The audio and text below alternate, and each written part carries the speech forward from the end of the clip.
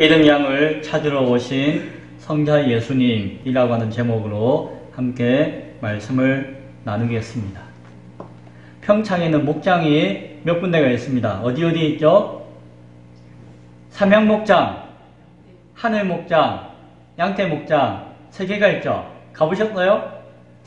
저는 양떼목장은 옛날에 한번 가본 적이 있고 외지에서는 한 번씩 오잖아요. 맞죠? 그 삼양목장은 작년 가을에 여기 와서 처음으로 가봤어요. 삼양목장이 정말 목장이더구만요.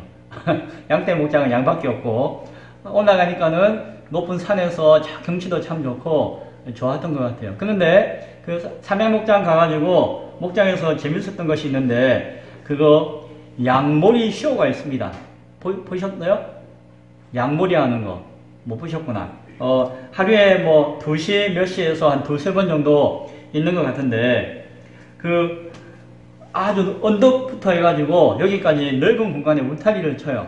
울타리를 쳐놓고 울타리 밖으로 난 사람들이 서서 이제 구경을 할 수 있겠죠. 그리고 그 안에 양을 수십 마리 이렇게 두는 거예요. 수십 마리가 들어갈 정도로 넓은 공간이죠. 그리고 이 밑에는, 언덕 밑에는 이제 양을 치는 개, 보더콜리라고 하죠. 보더콜리 2마리가 딱 대기하고 있습니다. 그리고 그 언덕 중간중간에는 아주 좁은 문도 있고 무슨 울타리 같은 것도 있고 무슨 작은 집같이 뺑 둘러놓은 데도 있고 해가지고 양을 몰고 막 이런 여기저기 장애물도 막 통과하고 하는 것 같아요. 그래서 이제 그 목동이 이제 진행하는 사람이 신호를 주면은 삐 하든지 신호를 주면은 여기 밑에 있던 보더콜리 2마리가 막 아주 쫙 쫓아올라가지고 저 언덕 위에까지 쫙 올라가가지고 그 모여있는 양떼를 이리저리 이끄는 거예요. 그래서 이렇게 해라 하면은 양떼를 우르르 몰고 가가지고 개 2마리가 이랬다 저랬다 해서 막 도망가는 거 없게 해가지고 어느 울타리 안으로 쭉 집어넣어가지고 탁 문을 닫기도 하고 그리고 문 열고 나와가지고 어떤 경우에는 여기 좁은 문이 있는데 그 수많은 양떼를 그 좁은 문으로 쫙 질서 있게 지나가게끔 하는 거예요. 누가요? 물론 그 양모는 사람이 신호를 줬지만 그 신호에 따라서 그 개들이 막 이렇게 하는 거예요. 보면은 사람들이 옆에서 보고 막 환호를 하고 박수를 치고 되게 재밌어요. 저도 처음 보니까 되게 재밌고 신나요. 양들이 우르르 모여 있는 것만 해도 참 보기 좋은데 그 양들이 그 개들이 쫓아가가지고 막 이리 갔다 저리 갔다 하고 이렇게 쇼 아닌 쇼를 하는 거 보면은 참 재밌더라라고 하는 것을 보게 됩니다. 하늘목장이 없고 삼양목장에만 있는 것 같아요. 안 보셨으면 다음에 한번 같이 보도록 하시면 좋겠습니다. 자, 이 양몰이 공연 쇼에서 주인공은 누굴까요? 주인공이 누굴까요? 자, 우르르 몰려다니는 양떼 한두 마리가 아니라 수십 마리가 양떼가 주인공이다? 아니면 그 보더콜리 2마리 개, 그 양떼를 이리 끌고 저리 끌고 하는 개가 주인공일까요? 아니면은 뭐 신호를 삑삑 해가지고 개를 통해서 양을 모는 그 사람이 목동 역할을 하고 있는 사람이 주인공일까요? 거기 가면 누구든지 다 압니다. 여기서 주인공이 누군지 알아요. 주인공이 누군가 하면은 그 현장에서 딱 보면은 그 보더콜리 양치는 개 2마리가 주인공이에요. 사람들이 양떼는 안 보고 사람은 있는지 없는지 안 보고 이 개 2마리가 부릉부릉 막 이렇게 신호하기 전까지 막 올라가고 싶은데 못 올라가고 막 하고 있는 꼴부터 해가지고 뭐 잽싸게 올라가가지고 양을 이리 몰고 저리 몰고 막 쫓아다니는 걸 보면은 사람들이 막 보고 재밌다 하고 야 신기하다 하고 야 참 대단하다라고 하면서 막 칭찬해요.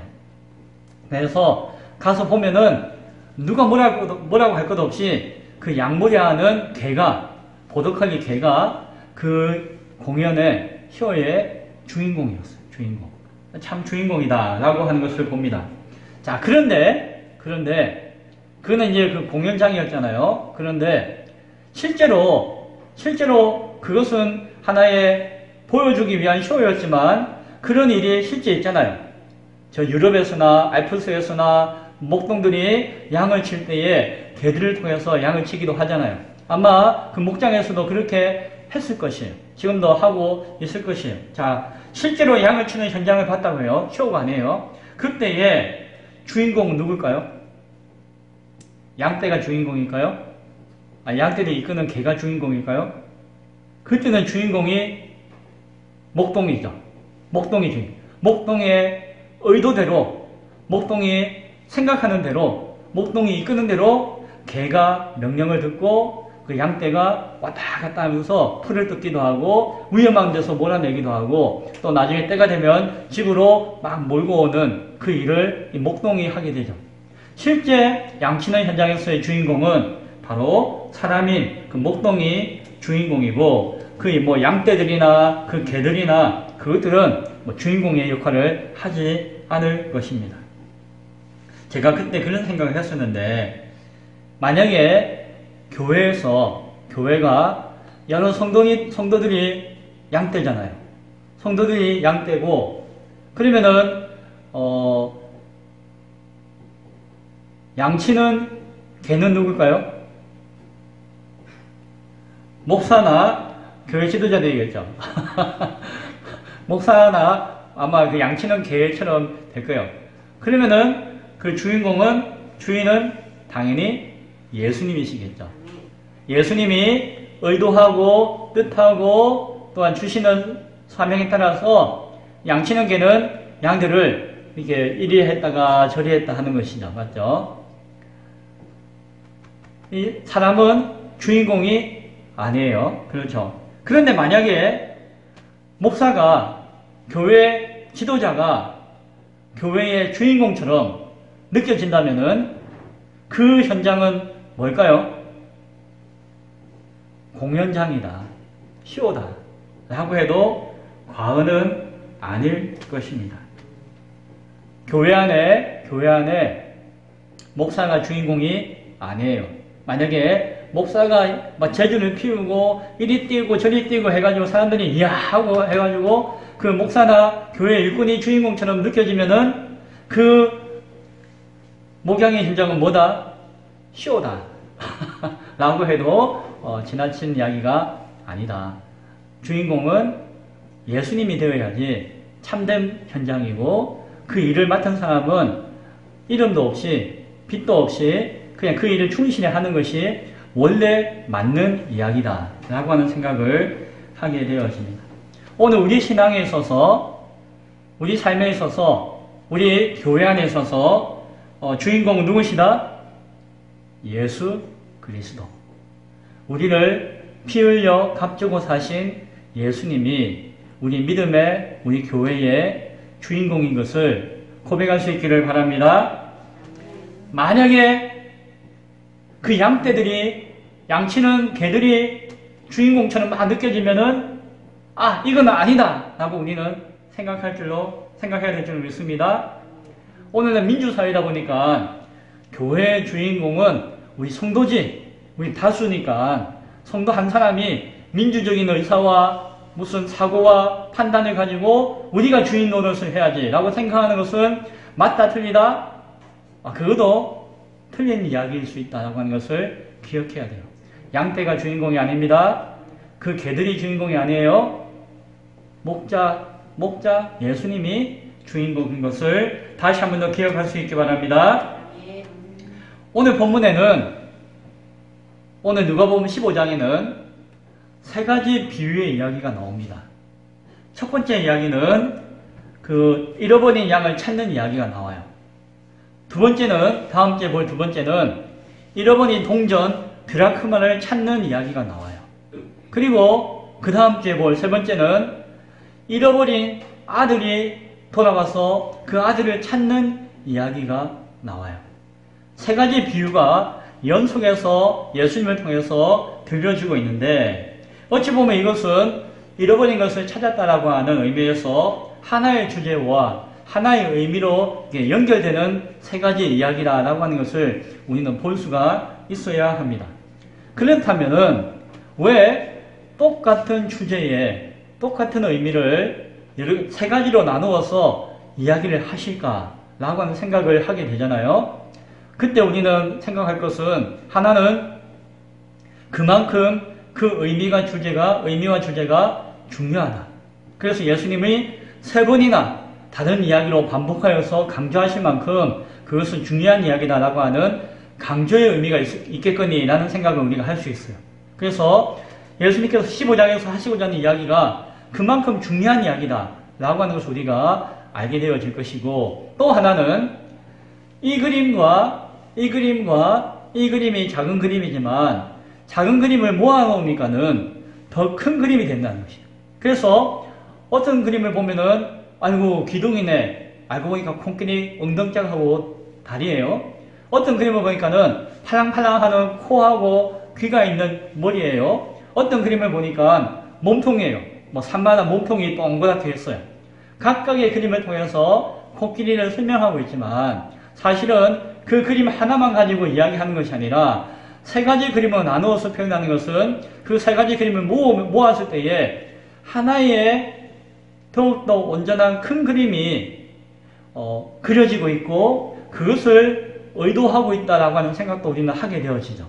그래서 누가복음 15장을 통해서 우리는 예수님께서 해주신 3가지 비유 이야기를 살펴볼 것인데 하나를 통해서 주시는 그 의미도 중요하겠지만 그것을 통해서 결국에는 전체 그림이 무엇을 강조하고 있고 우리가 바라보지 못하는 큰 그림이 무엇인가를 바라볼 수 있는 시간이 되었으면 합니다.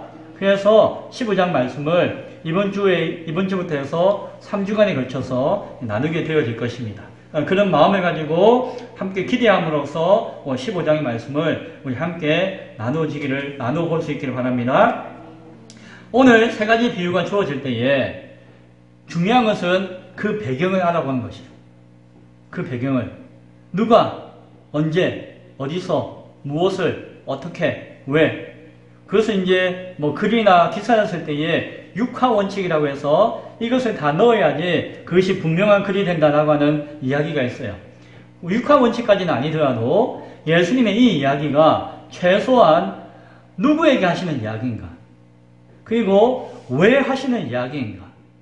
누가 하시는 이야기인가? 등에 대해서 우리가 한번 생각해 봐야 돼요. 똑같은 분이 3가지 이야기를 하시잖아요. 그러면 각각 다른 사람에게 하는 이야기냐? 한 사람에게 하는 이야기냐? 누구에게 하는 이야기냐? 그리고 전체 그림을 통해서 왜 이 이야기를 하느냐를 우리가 생각해 보아야 합니다. 우리가 먼저 생각할 때에 그 배경을 살피기 전에 앞서 이야기를 우리가 바라보기 원해요. 앞서 이야기가 뭡니까? 14장 후반부에 나와 있는 이야기 기억하시나요? 지난 시간에 나눈 말씀 기억하시나요? 어떻게 하면 능히 제자가 될 것인가? 어떻게 하면 능히 이룰 수 있을 것인가? 라고 하는 관점에서 예수님은 제자에 관한 이야기를 말씀해 주세요. 너희가 그냥 우르르 하고 나를 따르는 무리로 그치지 말고 자기를 부인하고 자기 십자가를 지고 나를 따르고자 결단하며 각오하며 나아오기 원한다 라고 하는 말씀을 거기에 있는 사람들에게 예수님께서는 해주세요. 소금이 있어도 그 맛을 잃어버리면은, 그 가치를 잃어버리면은 무슨 소용이 있느냐. 너희가 나를 따른다고 하면서 제자의 가치를 온전히 회복하지 않고 얻지 못하고 따르지 못한다면은 너희가 나를 따라다녀봤자 무슨 소용이 있겠느냐 라고 하면서 소금의 비유 이야기도 해주시면서 마지막으로 하신 이야기가 뭡니까? 귀 있는 자, 들을 귀가 있는 자는 들을지어다 라고 말씀을 해주셨어요. 그러니까 내가 이야기할 테니까 들을 귀가 있는 사람은 들을 것이고 들을 귀가 없는 사람은 듣는다 안 듣는다? 못 듣거나 안 듣게 될 것이다 라고 예수님이 말씀을 마지막에 해주셨어요. 그리고 이어서 오늘 15장의 말씀을 하시는 것이에요. 그때에 예수님께서 앞에 이야기하신 말씀을 다 하신 이야기를 듣고 있던 사람들이 있었습니다. 듣고 있던 사람들이 있었는데 그 듣고 있던 사람들의 반응이 크게 2가지로 나뉘었어요. 그러니까 15장은 그 반응에 대해서 먼저 이야기를 하세요. 그리고 그 반응한 그 사람들에게 이제 이후에 3가지의 비유를 말씀하시는 것이에요. 그 대상은 바로 이 사람들이에요. 반응한 사람들. 그런데 이 반응이 두 가지로 나뉜다고 했죠. 자, 어떤 반응을 가집니까? 1절에 보니까, 15장 1절에 보니까, 같이 한번 읽어볼까요? 시작. 모든 세리와 죄인들이 말씀을 들으러 가까이 나오니. 자, 누가 말씀을 들으러 나왔다고요? 모든 세리와 죄인들이. 세리는 누굽니까? 세금을 거두는 사람이에요. 근데 이 사람들은 한마디로 뭐라고요? 죄인이었어요. 죄인 중에 죄인이었어요. 세금 거두는 게 뭐 죄인입니까? 예전에도 한번 이야기했는데, 우리가 일제시대 때, 일제가 우리를 다스릴 때에, 우리가 강압적으로 통치받을 때에, 우리를 괴롭혔던 사람 중에서 일본 사람도 괴롭혔겠지만은 더 미웠던 사람이 누굽니까? 순사, 그 당시에 경찰들, 일본 앞잡이 노릇을 했잖아요. 그래서 자기 민족을 오히려 이 사람들이 더 괴롭히는 거예요. 왜? 그렇게 해야지 그 정권의 인정을 받으니까. 자기가 꼭두각시 노릇을 잘해야지 그 권력의 인정을 받을 수 있으니까 그 권력을 힘입어서 자기 민족을 더 괴롭히는 거예요. 네가 알고 네가 하는 이야기 다 안다. 상황도 다 알고 현실도 다 알기 때문에 뭐 누구나도 잘 알기 때문에 더 많이 괴롭힐 수가 있는 것이었어요. 그것처럼 당시의 세리도 로마 식민지의 앞잡이로서 세금을 거두어서 정부에 바쳤는데 그때에 당신의 형편 내가 누구보다 잘 알고 당신 가족 상황 누구보다 잘 알기 때문에 세금 떼먹으려고 하지마 하면서 오히려 더 착복하고 더 악랄하게 세금을 핑계 삼아서 그 백성들을 괴롭히는 일을 했던 사람이 당시에 세리들이었어요. 그래서 뭐 본이든 본이가 아니든 그런 일을 할 수밖에 없었고 했기 때문에 악명이 쌓여가지고 높았기 때문에 그 당시에 세리하면은 가장 악한 죄인들, 민족의 원수들 이런 어떤 생각들이 있었습니다. 그래서 오늘 성경을 보니까는 예수님이 이런 이야기를 하니까 그 말씀을 듣고 있던 많은 무리들 가운데 모든 세리들과 누가? 죄인들이. 그 죄인은 자칭 다칭 죄인일 것이에요. 감옥 갔다 온 사람들, 살인죄를 저질렀던 사람들, 간음했던 사람들, 뭐 돈 사기쳤던 사람들 등등 그 형벌을 받고 죄를 지었던 사람들 혹은 자기 스스로 내가 죄인이라고 하는 것을 알고 있었던 사람들 그래서 눈치 보고 있던 사람들 그 사람들이 예수님께 나왔다라고 이야기해요. 죄인들이 숨어있던 죄인들이 부시럭부시럭 일어나가지고 아이고 예수님 그 말씀 앞에 더욱더 잘 들으려고 어떻게 가까이 나왔다라고 성경은 말씀해 주고 있었습니다. 반응에 이런 반응이 있었어요. 부끄럽고 창피하지만 그러나 예수님이 자기를 부인하고 자기 십자가를 지라라고 하는 부담스러운 말씀을 주셨음에도 불구하고 반응이 나도 인간답게 살고 싶다. 나도 사람답게 살고 싶다. 나 같은 죄인도 예수님은 용서해 주실 것이야. 예수님 나를 용서해 주십시오. 라고 하는 기대감과 소망으로 세상에 대한 미련을 다 버리고 예수님 앞에 한 걸음 더 나오는 사람들이 분명히 있었다라고 하는 것입니다. 아이고 나같이 못 배운 사람에게도 기회가 주어질까요? 아이고 나같이 늙은이에게도 관심과 사랑이 주어질까요? 그런 기대와 소망이 예수님 앞에 생겼다라고 하는 것입니다. 아이고 나는 사람 취급 못 받았는데 그냥 다 눈치만 줬는데 내 같은 사람이 저 하나님 나라에 갈 수 있을까? 예수님은 간다라고 하시니 내가 참 그 기대 가운데 예수님 앞에 나아가고 싶다. 예수님 말씀을 듣고 싶다. 예수님의 제자가 되고 싶다. 라고 하는 반응을 가지게 되었던 것입니다. 또 하나의 반응이 있었습니다. 오늘 2절의 말씀에 두 번째 반응이 있었는데 2절 말씀을 같이 읽어볼까요? 같이 읽겠습니다. 시작. 바리새인들과 서기관들이 수군거려 이르되 이 사람이 죄인을 영접하고 음식을 같이 먹는다 하더라. 두 번째 반응한 사람은 바리새인과 서기관들로 칭해졌던 그 사람들이었습니다. 이 사람들은 자신들은 죄인들을 사람 취급 안 했어요. 죄인들은 죄를 지은 악하고 더러운 자들이다 라고 여겼습니다. 마치 전염병자 가까이 가면은 내가 전염병을 옮기 때문에 가까이 하면 내가 부정해진다고 여기며 자신을 위해서라도 멀리 했습니다. 그런데 예수님은 그들을 어떻게 했다고요? 영접하고 음식을 같이 먹었다라고 이야기하는 것이. 예수님은 그들과 함께 밥을 먹었습니다. 그들과 함께 차를 마셨어요. 그들과 함께 대화를 나누셨어요. 밥도 먹고 차도 마시고 풍경도 보고 이야기하면서 마음을 나누셨고 그들의 마음을 받아주시고 예수님의 마음을 나누어 주셨어요. 그것을 영접했다라고 표현해요. 영접했다. 영접했다라고 하는 것은 친밀한 마음과 교제로 함께 한다라고 하는 의미가 담겨져 있는 것이죠. 그 종교 지도자들이 볼 때에 예수님은 지금 누구와? 죄인들과 함께 먹고 마시면서 그들을 영접해주고 있다는 것이죠. 자기들이 보기에는 그들은 악한 자들이고 더러운 자들이고 전염병과 같이 추한 자들이고 가까이 해서는 안 될 자들이었는데 예수님은 그리했다라고 하는 것이죠. 자기를 부인하고 자기 십자가를 지고 나를 따르라 라고 하신 말씀에 대해서 그들은 들은 척도 안 했습니다. 예수님이 하신 이야기에 대해서 귀 기울이지도 않았어요. 오히려 예수님이 행하시는 모습을 가지고 비평하고 비난하고 욕했습니다. 손가락질을 하였습니다. 예수님이 하시는 그 모든 말씀은 자기와는 상관없는 이야기라고 여기고 그 마음에는 예수님을 거역하고 거절하는 마음밖에 없었습니다. 왜 그런 거 아니? 이 바리새인들과 서기관들은 이미 생각하고 있었어요. 구원받는다고 하는 것이 무엇인가 생각하고 있었습니다. 그들이 생각하는 구원은 딴 게 아니에요.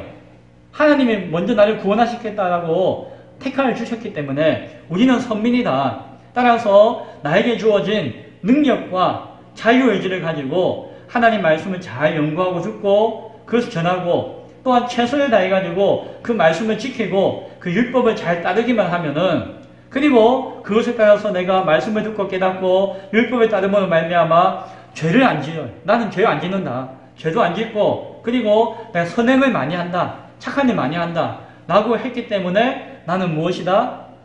구원받기에 합당한 사람이고 나에게는 구원이 보장되어져 있다라고 생각했던 사람들이었어요. 그리고 자신이 가지고 있는 명예, 권력, 자신이 가지고 있는 부와 재산, 돈 이게 무엇이다? 하나님이 나를 구원하시고 나를 축복하신 증거가 바로 나의 권력과 나의 돈이 바로 내가 구원받은 증거다 라고 자랑하는 사람들이 바로 그 사람들이었어요. 그리고 그 사람들이 보기에 그 죄인들은 무엇입니까? 죄를 지은 사람, 하나님 말씀을 지키지 않은 사람, 하나님의 뜻에 어긋나 율법을 어긴 사람들, 선한 행동은 고사하고 악한 행동만 하는 사람들이라고 생각했기 때문에 자신들은 구원받았고 구원을 확고한 사람들이고 저 사람들은 구원과는 전혀 상관없는 사람들이라고 여겼어요. 그들은 확신했죠. 그런데 예수님이 오셔가지고 하나님의 아들이라고 하면서 하나님이 보내신 구약에 그 예언되어져 있는 메시아라고 하면서 구원을 주신다라고 하면서 누구와 가까이 지낸다고요? 저 추하고 더러운 죄인들과 가까이 지내는 꼴을 보니까 예수 당신은 아니다라고 그들은 생각하고 있는 것이. 어찌 보면 자기들은 기분이 나쁜 거예요. 기분이 나쁜 거예요. 내가 지금 이렇게 살기까지 얼마나 수고하고 고생했는데 오히려 그 인정해주지 않고 우리에게는 외식하는 자라고 하고 거짓된 자들이라고 이렇게 야단치시고 오히려 내가 보기에는 저 사람들이 죄인들인데 그 죄인들에게 찾아가시고 찾아오시는 죄인들을 영접해 주시고 그들과 함께 하시는 것 그리고 그들에게 복음을 전하시는 것 그들에게 구원이 있다라고 말씀하시는 것 도저히 용납할 수가 없었다라고 하는 것이 그들의 생각과 마음이었습니다. 기분도 나빴어요. 그래서 그들은 예수님의 언행에 트집을 잡고자 생트집을 잡고자 하였고 심지어는 그 마음 가운데 어떻게 하면 저 예수를 죽일까 라고 하는 마음을 가졌어요. 자신들은 선하다고 이야기하고 율법도 잘 지켰다라고 이야기하고 그것을 자랑하고 그 덕분에 하나님이 축복하셔가지고 권력도 있고 돈도 있고 이렇게 누린다라고 생각하지만 정작 그 마음에게는 예수를 따르고자 하는 마음이 없었고 예수를 죽이고자 하는 마음이 있었다라고 하는 것이죠. 예수님이 너희를 부인하라, 내려놓으라, 그리고 자기 십자가를 지라라고 하는 그 소리가 그들이 듣기에는 얼마나 생뚱맞고 얼마나 자기와는 상관없는 이야기라고 느꼈겠습니까? 그래서 인정할 수도 없었죠. 왜? 그 말씀을 인정하며 따르는 그 순간 자기의 모든 것들은 아무것도 아닌 것이라고 하는 것을 인정하는 꼴이 되어지니까. 예수님은 이렇게 반응을 보인 두 가지의 부류의 사람들에게 오늘 이 비유의 말씀을 해주고 계시다라고 하는 것이에요. 첫 번째 비유 이야기는 이런 양 비유입니다. 자, 비유 이야기를 이제 해보겠습니다. 어떤 사람이 양이 있었습니다. 몇 마리가 있었다고요? 100마리가 있었습니다. 100마리. 이 10개지만은 하나에 10이라 잡고 100마리가 있었어요. 100마리가 있었는데 양 한 마리를 잃어버렸습니다. 양 한 마리가 말도 안 듣고 이리야 하면 이리 와야 되는데 뭐 개를 풀어서 멍멍 짖으면 막 이리 쫓아와야 되는데 지 혼자서 나는 저기 가보고 싶다. 저기 뭐 맛있는 거 있는지 보고 싶다 했는지 몰라도 길을 잃어버리고 혼자 떠나가 버린 것이. 그래서 자신에게 99마리가 있는데 한 마리를 잃어버리게 되었다는 것이죠. 그래서 이 목자는 사람을 어떻게 했다고요? 99마리를 그 언덕 위에 들판 위에 두고 한 마리를 찾아서 나아가기 시작했어요. 아이고 이 녀석아 어디냐. 양이 목자를 떠나면은 죽어요. 짐승에 잡아먹히기도 하고 또랑에 빠지기도 하고 꼴짝에 갇혀서 나오지 못하기도 하고 죽어요. 이 녀석 오늘 밤 내가 못 찾으면 네가 상하게 될 것인데 해를 당하게 될 것인데 걱정하는 마음 가운데 목자는 양을 찾아서 헤맵니다. 언제까지 찾았을까요? 찾을 때까지 찾았습니다. 비가 와도 찾고 바람이 불어도 찾았을 것이에요. 황사가 꽉 끼어도 찾았을 것이에요. 어떻게 되었습니까? 찾았습니다. 그 한 마리 양을 찾았어요. 그랬더니 이 사람의 마음이 어땠을까요? 기분이 너무 좋은 거예요. 이제 안심이 되기도 하고, 이 녀석아 꿀밤을 막 때리고 싶지만은 때렸을 수도 있겠죠. 그래도 이거 하면서 아마 더 이뻐하는 마음이 생겼을 것이에요. 그래서 성경을 보니까는 즐거워했대요. 즐거워하고 이리야 이놈 이거 발로 쿵 차고 가는 게 아니라 자기 어깨에 양을 메고 즐겁게 와서 룰룰랄라 하면서 집으로 왔대요. 찾아와가지고 그 양을. 그리고는 가만히 있지 않고 친구들하고 이웃들을 불러와가지고 잔치를 벌인 거예요. 뭐 잔치해봤자 큰 잔치는 안 되지만, 야 친구들이여 이웃들이여 내가 이 양을 잃어버리려는데 이 말씀구역에 이걸 내가 찾았네. 이거 참 이 녀석 죽을 뻔했는데 내가 찾아가지고 이렇게 건강하게 왔네. 얼마나 즐거운 일인가 라고 하면서 잔치를 베풀고 함께 기쁨을 나누어줬다. 주인의 그 목자의 마음이 어땠다고요? 참으로 기뻤다. 너무너무 기뻤다 라고 하는 이야기를 해주고 있었습니다. 이 이야기의 주인공은 누굴까요? 양떼 99마리가 주인공이 아니겠죠. 개는 이야기도 안 나와요. 잃어버렸던 한 마리가 주인공일까요? 이냥 주인공 시켜주고 싶어도 이 주인공은 아니에요. 그 목자가 주인공이었죠. 양 한 마리 들고 신난다 라고 하면서 왔던 그 목자가 주인공이었죠. 오늘 성경은 7절에서 이렇게 이야기합니다. 뭐라고 이야기합니까? 내가 너희에게 이르노니 이와 같이 죄인 한 사람이 회개하면 하늘에서 회개할 것 없는 의인 99마리로 말미암아 기뻐하시는 것보다 더 하리라. 이런 이야기를 해주세요. 자, 그러면은 앞서 이야기한 이야기가 뭐죠? 잃어버린 양은 무엇이다? 죄인 한 사람이었다는 것이죠. 앞에 바리새인들이 그렇게 업신여기고 영접하는 것에 대해서 이해할 수 없다고 생각했던 그 죄인이 잃어버린 한 양과 같았다라고 이야기하는 것이죠. 그리고 99마리의 양은 무엇이라고요? 자칭 바리새인과 서기관들을 빗대어하는 이야기예요. 사실은 정말 하늘에서 회개할 것이 없는 의인 99마리라고 하는 것은 자기들 생각이에요. 자기들 생각. 우리는 하늘에서 회개할 것 없는 의인이다라고 생각하고 있는 그 바리새인들과 서기관, 너희들이 99마리 됐다 할지라도 나는, 주인은 잃어버린 죄인 한 사람이 더 값지고 귀하다라고 하는 아버지의 마음을, 목자 되시는 예수님의 마음을 오늘 이 이야기는 말씀해 주고 있다라고 합니다. 천국의 잔치가 일어날 때에 그 잔치의 주인공은, 그 주인공이 목자이지만 그 잃어버린 양을 찾음으로 말미암아 잔치를 벌인다는 것입니다. 세상의 죄인이지만 그러나 그들 앞에 하나님의 사랑과 은혜가 있을 때에 그들이 회개함으로 돌이켜서 주인의 품에 안길 때에 그것이 스스로 의인이라고 생각하고 자랑하는 99의 그 양떼들보다도 더 가치 있고 귀하다라고 이 이야기를 통해서 예수님은 말씀해 주시고 있는 것입니다. 무엇보다도 오늘 이 이야기를 통해서 우리가 깨닫고 바라봐야 할 것이 있습니다. 그것은 한 영혼의 가치입니다. 한 영혼의 가치. 한 영혼이 천하보다 귀하다라고 하는 이야기가 성경 어디에 있죠? 성경에 나와 있잖아요. 성경에 한 영혼이 천하보다 귀하다는 말씀은 없어요.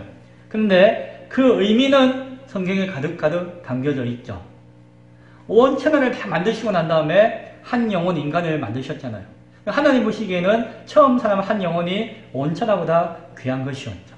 그리고 성경에서 이야기할 때에 마가복음 8장 36절에 사람이 만일 온 천하를 얻고도 제 목숨을 잃으면 무엇이 유익하리요? 라고 하신 말씀과 같이 그 사람에게 있어서 자기 영혼의 구원이 자신에게 가지고 있는 것들이 온 천하의 부귀, 영화와 명예와 권력이라 할지라도 그 영혼의 구원에 비해서는 아무것도 아닌 것이다 라고 하는 것을 예수님께서 말씀하셨다라고 하는 것입니다. 그래서 한 영혼은 하나님 보시기에도 천하보다 귀한 가치가 있지만은 무엇보다도 자기 스스로가 느낄 때에 세상에 있는 어떤 가치들보다도 내 영혼이 주인의 품에 안기는 그것이 가장 귀한 것이다 라고 하는 것을 알아야 한다는 말씀이 바로 그 의미에 있는 것이죠.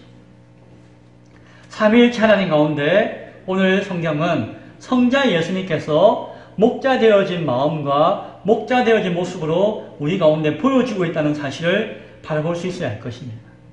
양떼를 이끌어서 의의 길로, 생명의 길로, 양식의 길로, 온전한 구원의 길로 이끄시는 그 목자 되시는 예수님, 성자 예수님을 우리에게 나타내어 보여주고 있는 비유의 말씀이다 라고 하는 것을 우리가 바라보아야 할 것입니다.